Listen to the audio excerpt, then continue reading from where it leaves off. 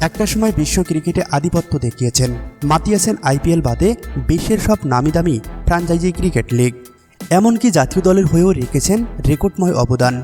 বলছিলাম পাকিস্তান জাতীয় দলের ক্রিকেটার মোহাম্মদ আমির ও ইমাদ ওয়াসিমের কথা। পাকিস্তান জাতীয় দলের সঠিক মূল্যায়ন না পেয়ে দুজনেই অসময়ে দেন অবসরের ঘোষণা। নানা সময় ফেরার ঘোষণা দিলেও গুঞ্জনই থেকে গেছে সেসব কথা।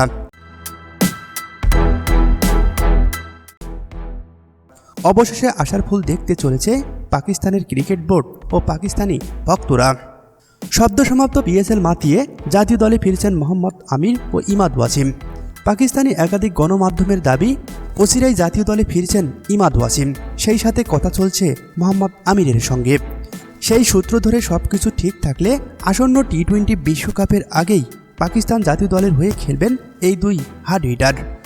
সেই সাথে পাকিস্তানের হয়ে টি-20 বিশ্বকাপ মাতাবেন ইমাদ ওয়াসিম ও মোহাম্মদ আমির।